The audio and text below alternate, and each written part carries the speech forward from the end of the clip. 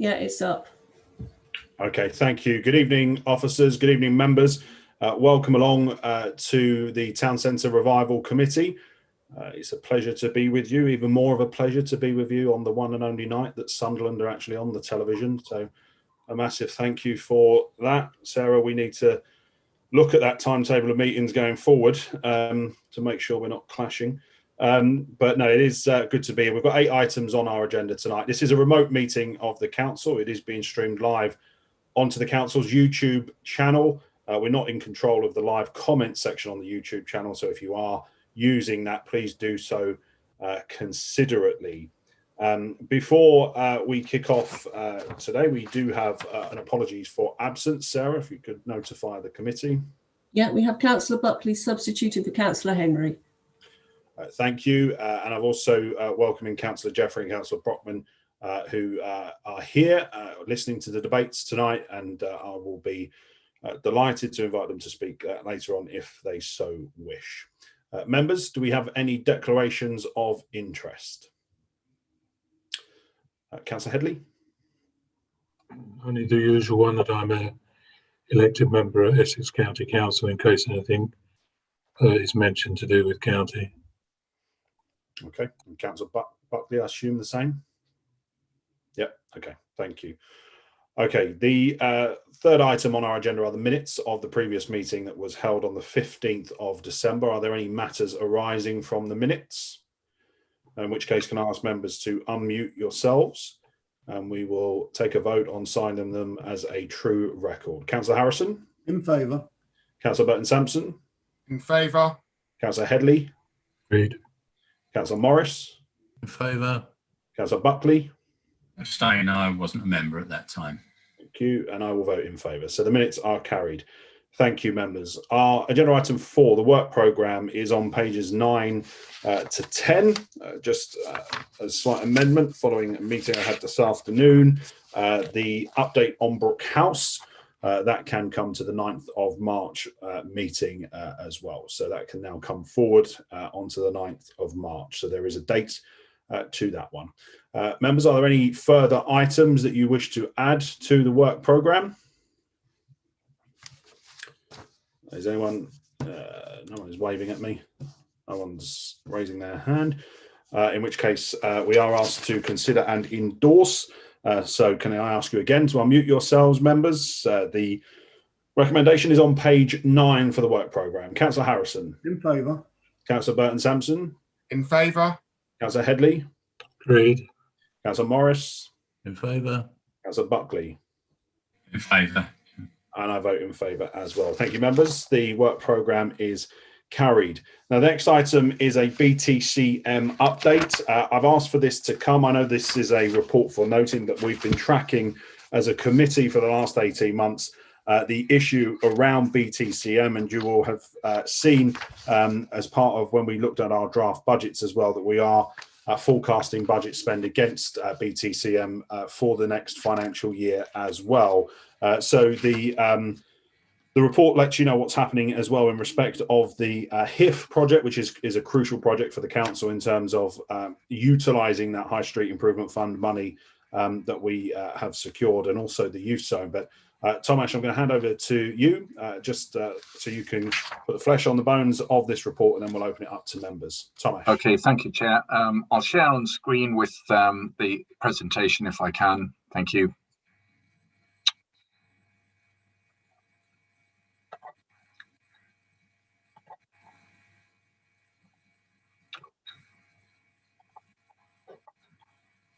Can members see the presentation?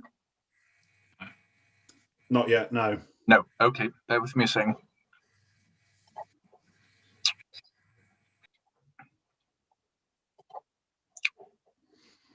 Yeah, we can see that now. Yep, okay. All right. And Newcastle are playing against Leeds as well tonight, Chair. So, you know, I thought I'd get that one in as well. Apologies, because we'll probably lose anyway. Anyway, if I can come into BTCM members, just a little bit of a background to help everybody. The leaders already pointed out the significance of this, in particular in relation to the youth zone and the HIF. I've got a plan which I'll show you, but just quickly, the youth zone project is in relation to car park 11. So think of it as a chessboard with various pieces in the jigsaw. We're seeking a grant of release through from BTCM to enable for that project to come forward. That in itself will release the necessary funding. Also, the HIF project, again, subject to major funding, about £10 million. It requires a works agreement for car park 1 and a freehold transfer of car parks 2 and 12 to enable that residential development to come forward. And it's quite significant. It's a substantial number of homes that we would be looking to bring forward in relation to the regen strategy that members are already familiar with. We would then seek to lease back to BTCM the new car park that would be built on the car park 2, which I'll show you. And there would also be then a transfer of a controlling interest between the parties. So if I can show you the map, just as a little bit of a reference point, car park 1 is the Great Oaks car park opposite the police station and courts. That will be sort of brought forward and refurbished. Car park 2 is then the surface car park behind what you are aware of in terms of the cinema, currently under construction. That's a level car park beside the post office, the red block adjoining it. We're looking to bring that forward, and sitting within there will be a multi-storey car park, which I was referring to in the early slide. There'll be housing in and around there, which you will see by an update from Matt in later on this evening.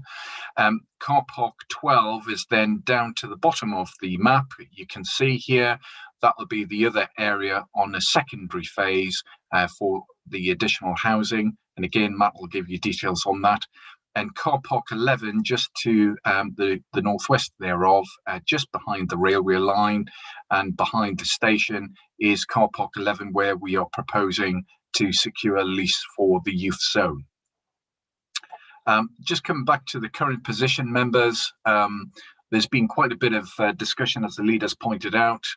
We've been working tirelessly behind the scenes to try and ensure that we can take the possession of the arrangements from BTCM, whether or not that remains in its current form, or whether or not it's transferred in its entirety to the council, or whether or not it comes into a new form, and we'll find out as we progress.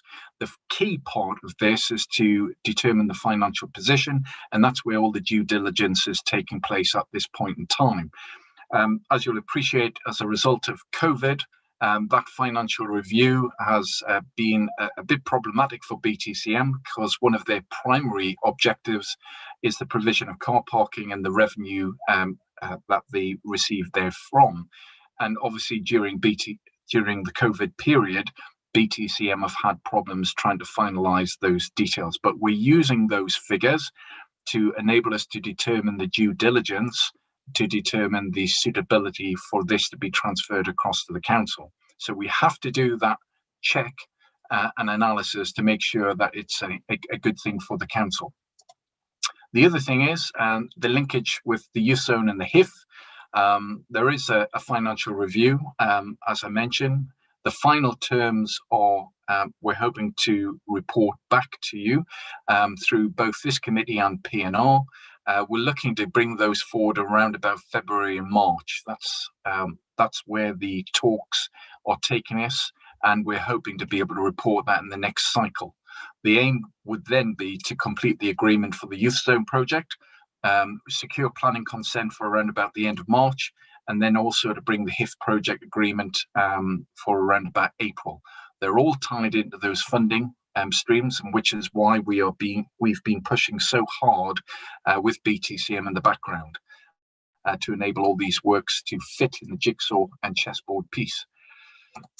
Just a final slide from me in terms of the transfer of control.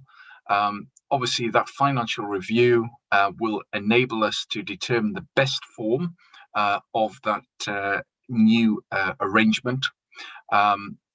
We've got an in-principle approval already, hence why the work has been progressing at the speed it has. and we will be reporting back through P&R with the final agreed terms. This will require legal work as well, because we're going to need to revise the Articles of Association to ensure that the council is covered. We've got various specialist lawyers who have been appointed and assisting with that work, and we're trying to make sure that through that due diligence, which you can see we're working around about 8 weeks, gives our financial colleagues time in which to determine the best arrangements for the council. But we're looking to achieve that for around about May to June. So I'll leave it as that, Chair, if I may. If any members have got any further questions, I'll try and respond as appropriately. Thank you. Thanks, Tomasz.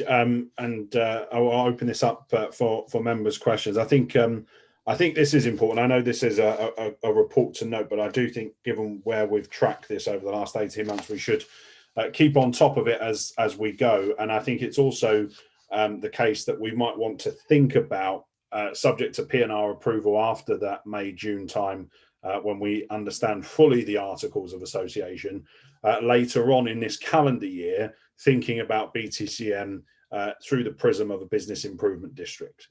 Because to me, that's the future of where we would want to seek to take this, which is what it should be. But we have this weird anomaly in Basildon with BTCM, which obviously is a legacy from the early 80s, which has never been addressed. So I think that's a direction of travel that this committee might wish to explore as we go forward. But hopefully, subject to P&R and the legals being sorted, that is an option for the committee later in the year. A couple of hands have gone up. Councillor Headley, I'll come to you first. Thank you, Councillor. I think, can I first of all thank officers for the amount of work they've put in during the pandemic on so many of these projects, which I think for the good of Basildon, we do need to have a way forward with the town centre. My understanding is that Basildon Town Centre Management, we did achieve the transfer of most of the public realm to the council with quite a large dowry, some maybe 2.5 years ago. And I think you have a very complex piece of work in front of you to bring this all together. And as much as if we're going to stick with the gaming analogy, I think it's more like a domino effect. One thing will lead to another. But I don't want to say too much about the youth zone until it goes to P&R, because I think some of the financials may need to go into a Part 2 item. So I think at this stage, can someone just explain to me, reading the report and having listened closely to the presentation we've just had, is there a future at all for BTCM? So I'll bring Tomasz back in. I mean, I could answer that politically around what I want the future of BTCM to be. I think I've kind of given that game away in my earlier remarks. But Tomasz, if you want to come back in, clearly, obviously subject to what's happened with COVID and parking and all the rest of it. Okay, thank you, Chair. Yeah, thank you for the question, Councillor Headley. As I was seeking to illustrate in my presentation, when we get the financial review completed, we can then determine what form it takes, whether or not it continues under the same banner as BTCM, whether it becomes a new named organisation. I think the main point is we would be looking to retain and continue as much as we can to ensure the areas are all maintained, etc. The issue for us here is primarily to enable us to release and bring forward various projects. But to do that, we need to have control of the car parks, and to be able to have control of the car parks, we need to have control of those arrangements, and hence why the Articles of Association would need to be modified as well.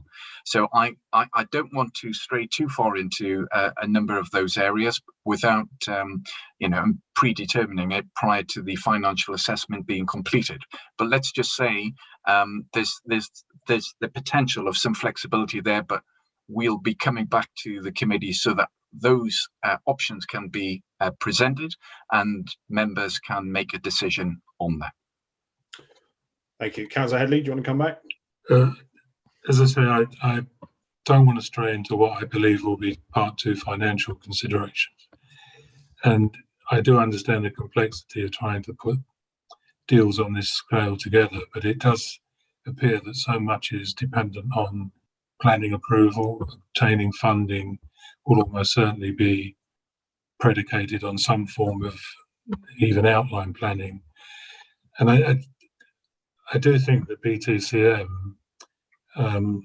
having lost or having divested themselves of the public realm to the council, if they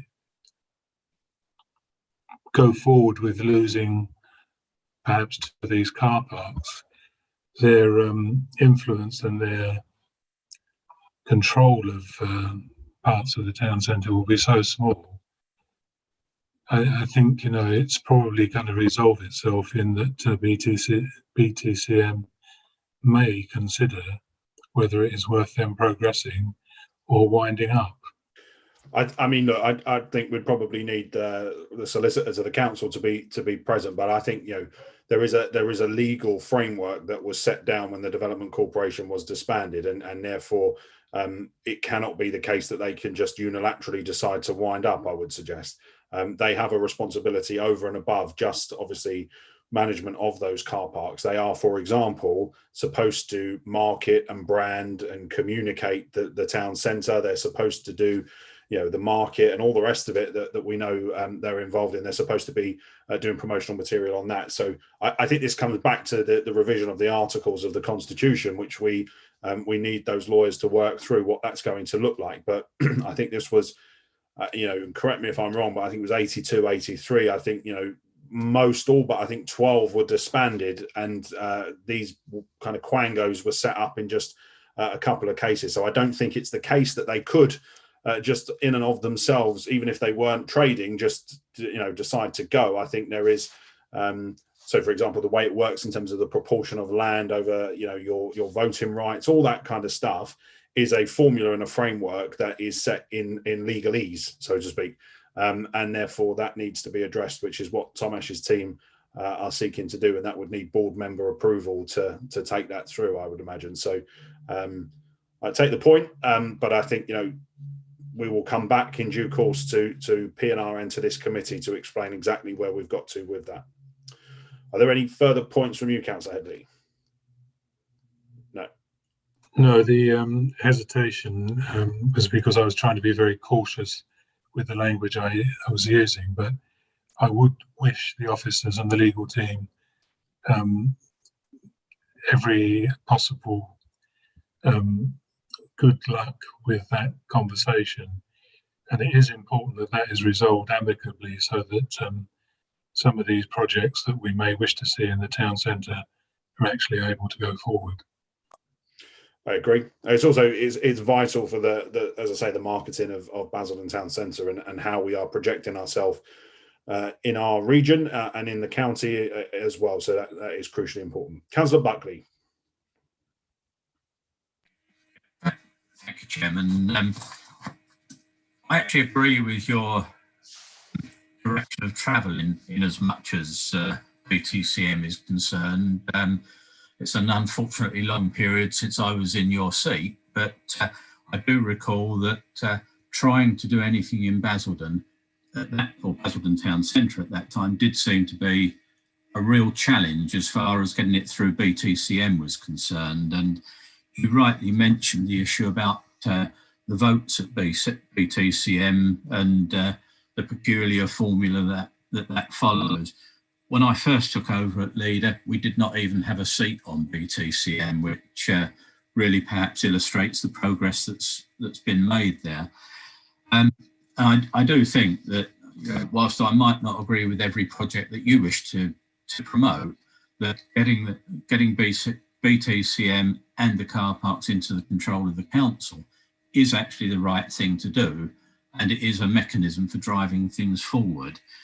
And it might be that actually the pandemic has done us one of its very few favours by actually putting a financial strain there, because certainly the way I understood it, BTCM funded their activities from the car park revenues. So unless that's changed in the meantime, I would imagine that they're in a much weaker position than they would have been previously. So perhaps that will assist us when it comes to negotiating the changeover.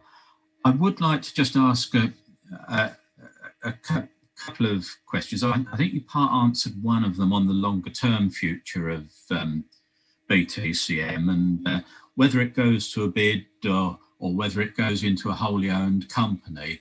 I think it's something that does need to be discussed in a bit more detail at a later date. But I do think that we have to have a future plan for it, and I haven't yet really heard a definitive plan. I get your direction of travel, which I'm supportive of, but I think we need to be a little bit more definitive of that. On the presentation that Thomas gave, he mentioned the different proposals for the different car parks, and I'm aware of what's planned for a significant part of it. But I just want to ask a question relating to car park 12, the one, if you like, on the other side of the railway. And that was mentioned for housing. And I'd just like to ask a question. I realise that the town centre proposals are predominantly what I would term very high rise. Is that going to be the case on car park 12 as well? Because that does seem to me to be outside the core of the town centre, where that scale of development would be less appropriate. And I'd be interested in your comments, Chairman. Okay, so I think on the issue of BTCM, I'll bring Matt in a moment. I think on the issue of BTCM, yes, obviously the car parking is a huge amount of their income. So too is the market, and both of them have taken hits this year as well. So, not wishing to prey on the pandemic in any way, shape, or form, I think there's a real strong political case. I think there's a real strong regeneration case. I think there's a real strong economic case for why we should be taking control of those car parks. And the conversations that I was having well before COVID was even in the daily part of our conversations was around things that we could do around incentive schemes for people who may wish to use Basildon Town Centre and park there. And more of the retailers would benefit if we were in control of that, because we have more flexibility than they do when they're so close to their bottom line every year. So there was already a movement and an acceptance, I think, from the retailers and the landowners that that formula that we've described around land did need to change. And so I think that we're in a really positive place with the landowners to understand what they're after. But clearly, we would then need to, as you say, map out what that's going to look like and what any future incentive schemes might look like for the town centre when we know a bit more about the retailers and the traders that are going to be filling the units in these developments subject to planning. So absolutely, and I think this committee is the right place to do that and bring that forward later in the calendar year. In terms of car park 12, I'll defer to the officers who know the HIF detail far more than I do. But clearly, we also have an opposite car park 12 Trafford House, which under the government's permitted development rules mean that there are going to be a further 2 or 3 stories put on top of Trafford House. And it is next to the Morello Quarter as well, which from memory, I think is between 6 and 8 stories where it is there. But in all of the development, and I know this is often lost on many people when it comes to the plans that have been submitted, there is a cascading effect down when you come towards the kind of almost the settled town centre, so the Cherry Down Wests of this world and into Ashton Road and those kind of places as well. So Matt, I don't know if you want to talk about, I haven't seen plans or outline plans or pre-apps or anything like that for any of the HIF sites as yet, but you can talk Councillor Buckley through exactly what our plans are for car park 12 there. Yeah, thanks very much, Councillor. I just wanted to say that it's early days on car park 12. That's the part of the HIF project that's slightly behind the others. Actually, it's the last phase, so we're only on RIBA stage 2 on that. So the design will evolve in the coming months, I would say. What I can say is that it isn't likely to be of a similar scale to some of the other projects in the core of the town centre, and certainly wouldn't be, I don't think, higher than Trafford House. So it would be kind of in keeping with that, with the similar buildings around it. It's actually just behind Tom Ash's head, isn't it? So you can see to the right of Tom Ash, looking, car park 12 there. So it's in keeping with the Trafford House and Morello Court. Yeah. Councillor Buckley, do you have a follow-up? No, that's why I didn't realise Thomas was quite as tall as Trafford House, but I didn't expect a detailed response. But I think Mr. Carroll has given us a broad brush, which was what I was seeking. So thank you for that. No worries. Councillor Harrison. Thank you, Chairman. I needn't go on too much now because I agree much with what Councillor Headley has said, and similarly Councillor Buckley, although I wouldn't want to get into the details of what type of buildings are going to be in the town centre with this discussion, but I think it's important to thank the officers for the work they've done so far with BTCM to get us to this stage. And the next stage is going to be the important one, because at some time, I think it's quite clear that we need to have control over BTCM or whatever it's called in the future for the benefit of the borough and of the town centre. Thank you, Chairman. Thank you, Councillor Harrison. Are there any other members wishing to speak on this? No. Okay, thank you. We're only asked to note, so thank you, Tom Ash and Matt, for that. That is useful, and we will come back in the new municipal year. God knows when the elections will be, but whenever it is, we'll come back and we'll hopefully have the P&R approval as well to update members with. Okay, next is the town centres update. I will say to members, those members who were here at the last meeting, I want to keep all of this in part one. So please, when it comes to some of the information that perhaps was shared back in December, every member of this committee is experienced enough to dance around it and to keep ourselves into part one. So please do that. And Matt, over to you to introduce the report. Great, thank you.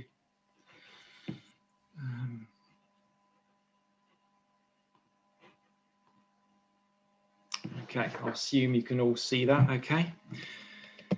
Right, starting off with Basildon Town Centre. So East Square, there's been good progress with the construction. So what you can probably see is some quite nice pictures taken from Brook House there.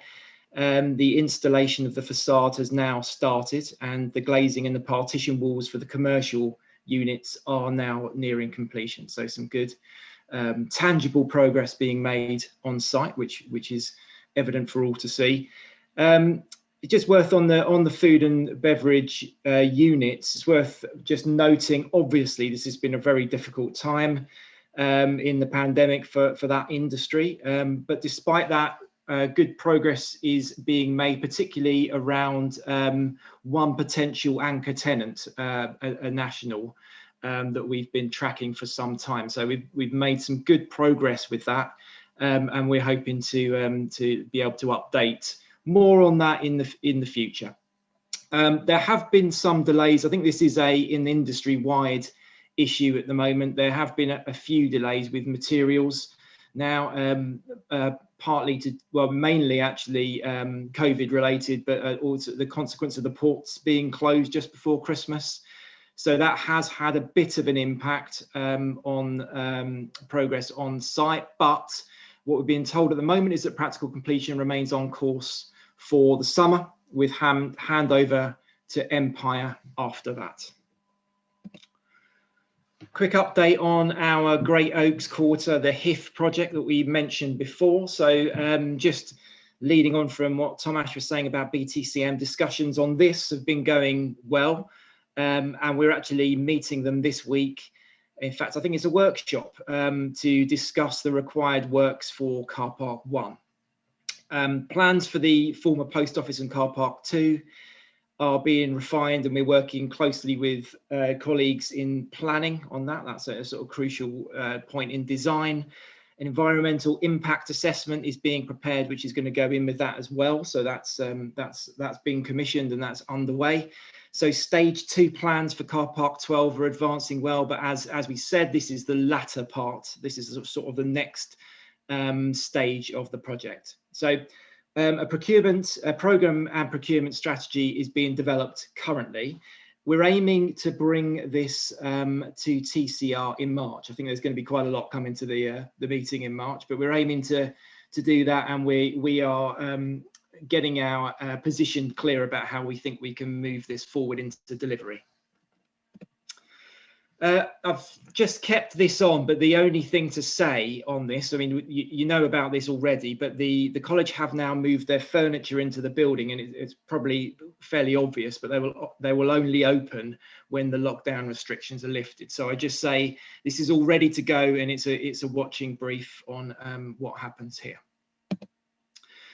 Okay, quick one, youth zone. So again, Tomasz just covered this to some extent, but the principal terms have been agreed, and with the financial elements outstanding, which will be finalised after the financial review that Tomasz referred to in his presentation. So planning application has been submitted, scheduled for determination in March.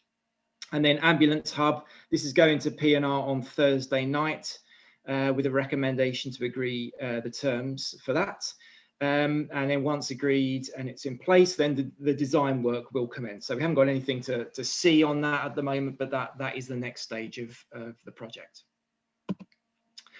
Then just some final points on the Basildon Town Centre. So obviously work is progressing, lots of detail work with planning in relation to the 4 major planning applications. So Market Square, Eastgate, Town Square North, and I think since the last meeting, actually, the Great Oaks, the GS8 development, which is the old Carphone Warehouse Island site, they've all been submitted, all now pending decision. So that's some big projects are moving forward with pace.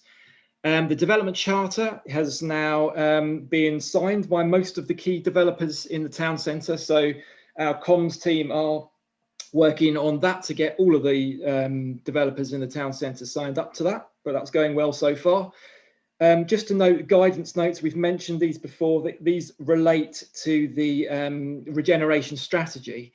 So these were some more detailed notes about particular subject areas. The initial notes are due to be published in February around public realm and access and movement. And then there'll be subsequent ones further down the line. So, and then I think what we'll do is once they're all published, we'll group them together and as a suite and bring them back to Town Centre Revival Committee. And then just to note as well, the cultural calendar has been launched with on the Creative People and Places programme by Things Made Public. So obviously quite a lot of events are yet to be finalised, and it depends obviously on COVID conditions, but there are things that are being planned at the moment, like art installations in shop fronts, and I think there's a film coming out next month, so I think it's a case of, again, watch this space on that, and we're just trying to do what we can and prepare for a bigger amount of events once we're all able to get outside. Okay, moving on to Wickford. So obviously we talked about the main car park last time in part 2. So just a quick update. The discussions are continuing very well on this in terms of the interested parties, and we're aiming to maximise opportunities to improve the existing offer. And just to be clear about this, discussions are focused around an improved supermarket offer with significant public realm improvements, and we're working with partners Heriot on this. So council land may be needed to provide parking to support any new developments, as previously reported. And at the moment, what we're doing is we're undertaking due diligence, and particular meetings are being held to work out a coordinated approach to the parking management. And we know that there has to be kind of one overall approach to the parking, one parking management structure in place for this in order for it to work properly. And just to note as well, any new development and our involvement in that would obviously be subject to viability and best consideration by the council. So we're doing work in that regard at the moment with our consultants, and that work is evolving alongside negotiations. Southern end of market site, or the Woodlands Road site, again, as previously reported, the deal with Wetherspoons is now not progressing, and a formal withdrawal paper will be brought before P&R once officers have just clarified some final legal aspects. What we're doing at the moment is considering alternative options, which could lead to mixed use scheme, including residential, commercial, or possibly a new market. So we're looking at all of those at the moment. The work is being developed, we're undertaking a bit of architectural costing work, and a further report would be presented for consideration in due course. Again, I think we're aiming for P&R on that, hopefully in March, depending on a good progress being made. Gibraltar Walk, I always have this slide in, but actually Caroline's going to take us through a more detailed presentation in part 2. And then moving on to Pitsea, Pitsea phase 2. So again, I've said this before, but there are viability issues around the current LCP phase 2 proposals, and that's only become worse in the current economic climate. It was bad before, but it's only become worse. The team members are in discussions with LCP to ensure that all future opportunities can be maximised. So we're also looking at potential ideas around land swaps, potentially to create a more active frontage. The LCP and officers are trying to find a viable scheme. That is that's the aim here.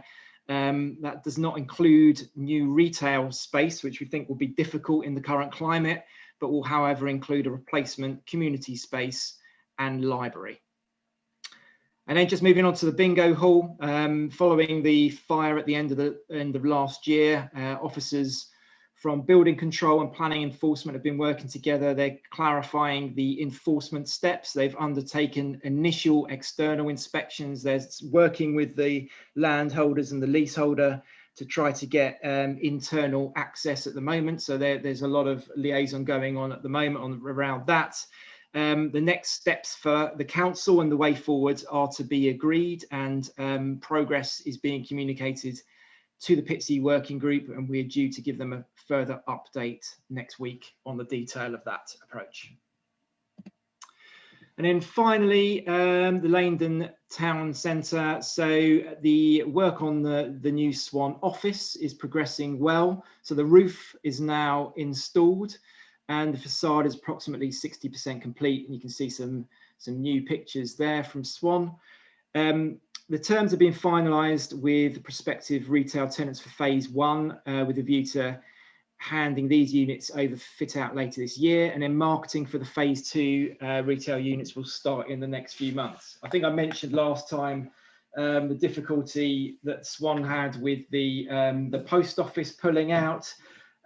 We've just been speaking to Swan about this, and hoping that this could be resolved. There has been no forward movement from the post office on this, although Swan have said that they're very happy to give priority to the post office for a new permanent unit, obviously if the terms are right within phase 2 of this project. Works are also underway to prepare the Lidl site. So that's due to hand over to them in the spring so they can start building their new store. The landmark site for Swan's residential site is complete and handed over, and just an update that 12 of the 14 units have now been sold to shared owners. And then progress is being made on the delivery of the new health centre. I think I've said this a number of times that Swan are in the design stage with the GPs and the CCG, and that's taking a rather long time. Obviously, there's lots of considerations to cater for. I think that has now successfully concluded, and they're at kind of design freeze stage. And where the project is moving through the CCG's business case process. So Swan are continuing to track that. We're continuing to help lend support where we need to. So actually that is still on for a potential start on site during the summer, probably late summer. And that brings us to the end of my update. So any questions on any of that? Thank you, Matt. Before I open it up to questions, just a couple of things I would add as well. P&R have also agreed monies for the Towngate, for there to be a new commercial unit in the Towngate. So looking again as part of the guiding principles that were passed with the regeneration strategy for an improved nighttime economy. So I know that Paul Brace's team are talking to potential restaurant owners, bars, etc., to see what kind of floor space they would need, and there is a capital investment there from the P&R committee to make that happen as well, which will add to the offer and help with the reactivation of St Martin's Square as well, which we're obviously seeking to do. And also, given we had a really good presentation from Future City back in December as well on their cultural strategy, I'd like to make sure that they're involved in the development of that culture calendar that you mentioned there for Basildon as well, because I know they had some very good ideas about how they might utilize the cinema for a digital film festival and this kind of stuff as well, which would be, really great for our art scene as well.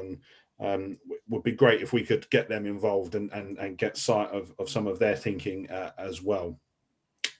Members, we'll open this one up to whoever wishes to speak.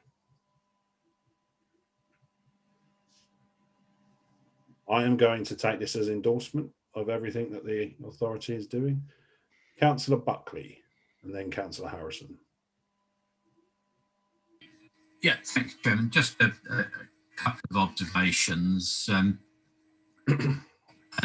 on the presentation about Wickford, and I call it the Wetherspoon site, you can call it Woodlands Road, whatever you like, but we all know which site we're referring to.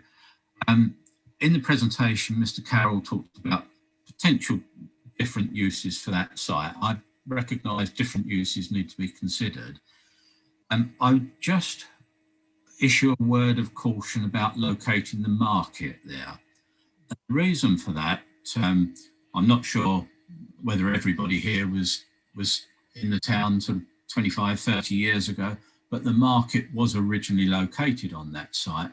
One of the reasons that it failed was lack of visibility. And I think if we're going to continue to be a market town, it is important that the market stays in a prominent location. So any other comments on that, I'll reserve till a later meeting. But I'd just like to ask a question on Laindon and the withdrawal of the post office. I think we all recognise that people value a post office in the area. I do understand that the post office is withdrawing from running its own premises in the main. Does that mean they've also ruled out the possibility of what I will term a sub-post office, as for example we have in Wickford, where it's contained within a little general shop, or other places it's in newsagents, for example. Is that ruled out? So thank you. So on the issue of the post office, I know we've been having conversations. Swan have, and I believe Essex County Council have also been having conversations as well. My understanding is that they're not opening any new franchises at all at this moment in time. But in terms of a kind of a sub-franchise within a Smith's or within a general store, I'm not aware of anything that they've said definitively either way. I don't know, Matt, if you have any. No, I don't. What I can do is I can check with Swan and just see that. I mean, my assumption would be that was not something that they would be looking to move forward with, but we can double check for you, and we'll clarify that point with Swan. Yeah, thank you. Members, any further points on? Sorry, Councillor Harrison. Yeah, sorry. Thank you, Chairman. Can I, first of all, once again, thank the officers for the whole regeneration team for now what we're doing across Basildon, Laindon, Pitsea and Wickford. There's a lot of work gone into it in the past year, and we will see the benefits of it, I hope, very shortly. Insofar as Wickford is concerned, I think we can't say at the moment, and I think Mr. Carol's been very careful in his wording, but the work has been going on now since last July to bring parties together to give something really, really big for Wickford on part of the car park site and the land owned by Heriots. And I think it will be beneficial to Wickford, and I would hope that nothing stops this now, because I think it's at the stage where I'm hoping that in sometime in March, we will know and be able to announce exactly what is going on and what the benefits are to the town. Insofar as the other half of the market site, or as Councillor Buckley says, knows what was going to be Wetherspoons, I don't get bogged down by the fact the market is mentioned, Malcolm, because I think as officers, when we've said all options are on the table, and obviously being a market town, the market is included, but I think there will be some positive things coming to Wickford for that area as well. And I think the officers, the work they've done on behalf of Wickford in the last year, at the same time as they've been working hard for Basildon, Laindon and Pitsea, I think it's to benefit the whole borough. And I think they're to be congratulated. And as far as I'm concerned, I know Councillor Callaghan, we've worked with the officers on many of these things, and we've got a good team. So well done.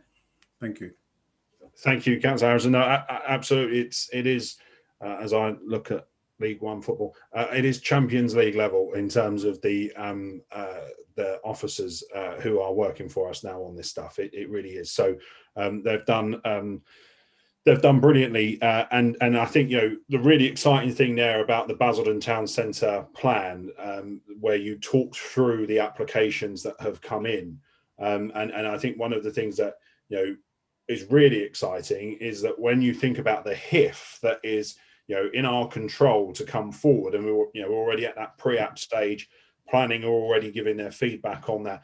Once that application comes in as well, you're talking about all four corners of the town centre where there is development ready to go at a time when there are I'm talking to an awful lot of other leaders around the country right now who are very worried about the recession. They're very worried about what the long-term impact of COVID is going to be. And here we are in Basildon and in Wickford and in Pitsea and in Laindon in particular, where we have schemes that are ready to go to build our way out of a recession. It is a really, really strong position for Basildon Council to be in right now. And I think, we can't predetermine what a planning committee might look to do. But, again, I think the whole process, especially with the pre-apps, and, we've got Councillor Brockman on the call here, we've had those public pre-apps. Members have been invited to sit with the developers to go through it. And whether it is balconies, whether it's waste, whether it's parking, whatever it is, has fed in, whether it's heights, the heights have come down in the applications that have finally been submitted as well. It has been a really, really good, strong process of public and member engagement in these applications. I think that is reflected in the fact that you are not seeing thousands of comments flying in terms of these planning applications, because what the public have been saying, what councillors have been saying, has been reflected in what has eventually happened. I think it is a process that we should continue to follow in all of the town centres and in all of the regenerations that we do going forward, because I think it gives a really good level of scrutiny. And when this is up and running, and let's be honest, it will be a building site for a long time. If you think about Basildon as an example, we will need to think about in the interim how you get around the town centre, how we keep support for those businesses going that are still trading, how we support those businesses, the new businesses that open, the cinema, the 6 restaurants and bars that are going to be in and around the cinema as well, because that will be at the heart of that HIF regeneration when that starts in that area as well. But we can't also lose sight, and we spoke about this previously as well, we can't lose sight of the culture piece as well. And I know that the public have really wanted to be part of that. And I have a suggestion that I want to put to the committee tonight, which is to create a public working group around the arts and culture for Basildon Town Centre. It's a bit of a trial. We'll see how it works. If it goes well, we could look to do this in other towns as well. But a short, sharp public working group on the arts and on culture. So things like the mother and child statue, things like the mural above the bus station, things like the sundial, all of these things that we know are really important to the public. Let's involve them in what they want to see happen going forward, and they can make recommendations and suggestions back to this committee that we can then, if needs be, send on to P&R for funding, or if the budget gives the funding to the committee, whatever. So with your indulgence, I would like to make that suggestion that we create a very short, sharp public working group around the arts and culture, and I'll open that up for debate so that we can discuss that. Councillor Harrison. Thank you, Chairman. Yeah, can I say I fully support this? As you're aware, a lady involved with the arts in Basildon did approach me as chairman of NPS to see what we could do. First of all, there was a walk around, which I didn't take part in, but I believe you did, around looking at what are arts in Basildon Town Centre, and some which I understand, well, you weren't aware of, and I probably wasn't aware of, because a lot of people we don't necessarily look up.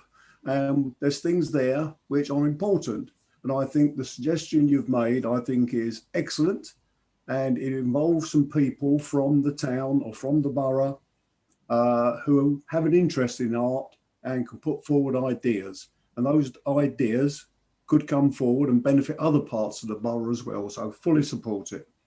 Thank you, Councillor Harrison. Councillor Burton-Sampson. Yeah, likewise, I too fully support this. The buildings are going to create the place, but ultimately it's the culture. I've said this last time as well, that really will make the place. And our residents are massively passionate about the culture of the new town. So I think to have this working group is a great thing to do, and I know that there will be people interested in being part in it. So fantastic idea. I'm fully supportive. Thank you. Councillor Headley. Yeah, I hope you will include Basildon Arts Trust.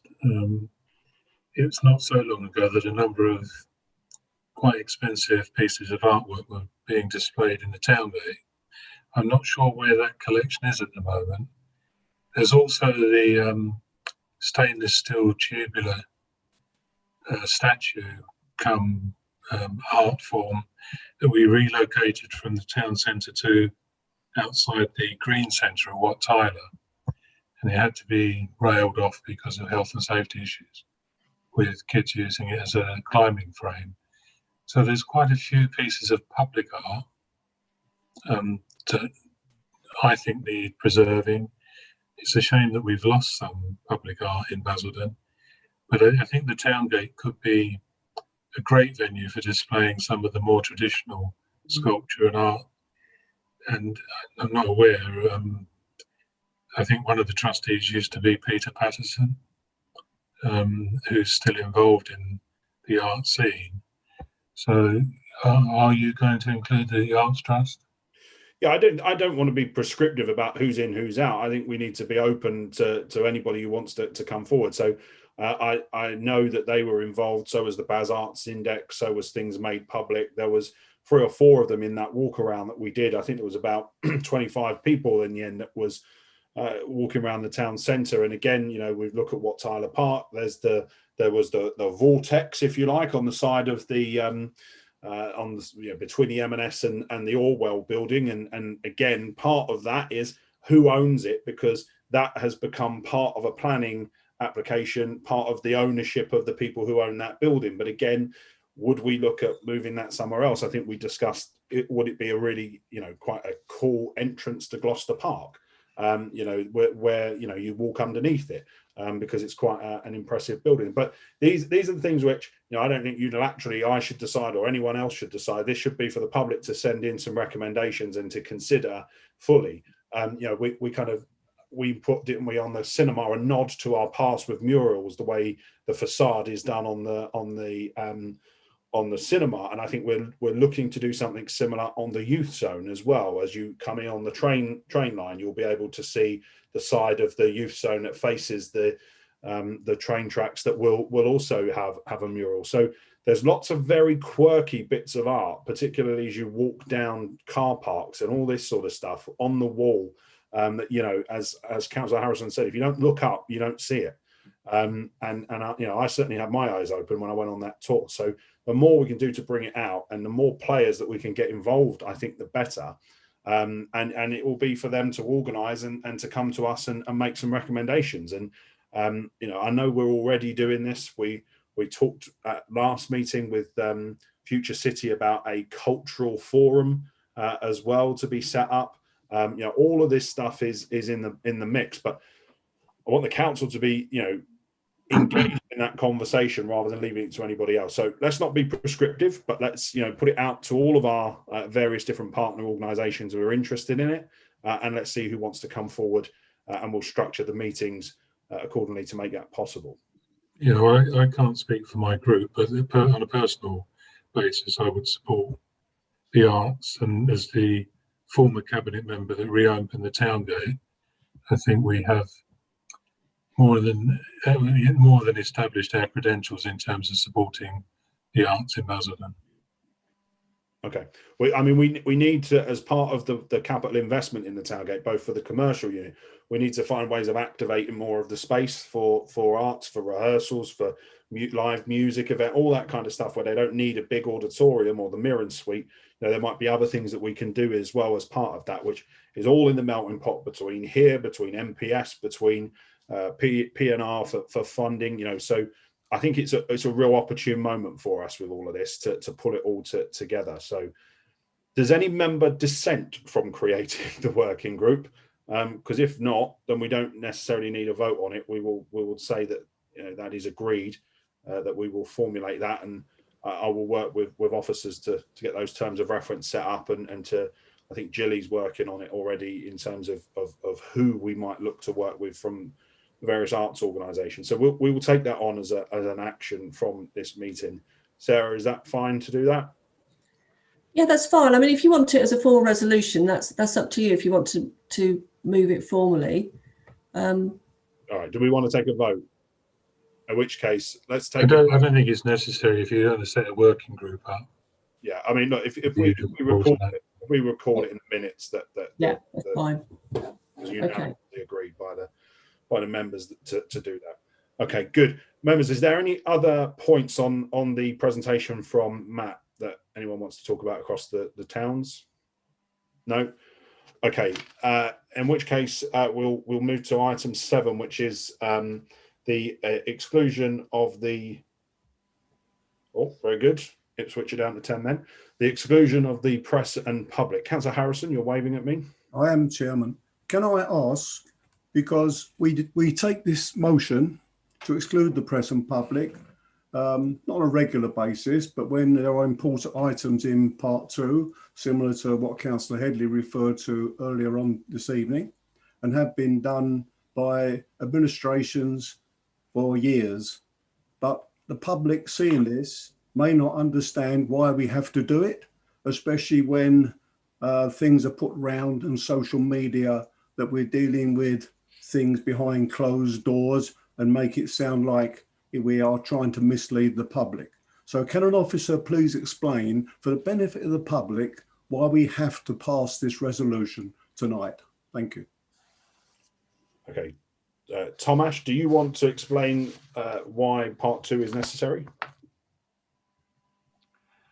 In the simple manner, Chair, it contains certain commercial information which we don't want to air in a public live debate. Okay, so protecting the council and the taxpayer from any commercial interest being shown. Okay, fine. Agenda item 7 is a vote on the move into part 2. I think it is a valid point you raised, though, Councillor. I mean, I saw a post on social media that apparently this committee met in secret on the 14th of January, which I'm livid about because no one invited me. If we did meet in secret on the 14th of January, Councillor Headley, were you there?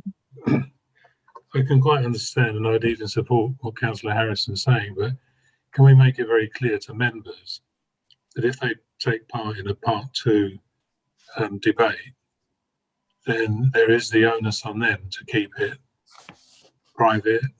They shouldn't be communicating with the press, as has happened on previous occasions. And it's very difficult to have a part 2 item if councillors are going to break their silence on it. Either we do everything in public, or we abide by the rules ourselves. And I think it's incumbent on all councillors to take seriously part 2, and I'm sure the public will understand that. I think the public's confidence in their councillors is abused when members break that confidence. Well said, Tony. Agree. I think, and I think certainly on this committee, members for the last 2 years have abided by that principle as we've done that. So we will do that again tonight. But I know you weren't at that 14th of January meeting either, by the sounds of it. So I will get to the bottom of what this meeting was that took place behind closed doors in secret, that I, as chair, wasn't invited to. But members, if you can unmute yourselves, we do need to take and record a vote on the exclusion of the public and the press. Councillor Harrison? In favour. Councillor Burton-Sampson? In favour. Councillor Headley? Agreed. Councillor Morris? Agreed. Councillor Buckley? Agreed reluctantly. And I vote in favour as well. So the motion is carried. Thank you to the members of the public who are watching, but can I ask that the YouTube is now turned off?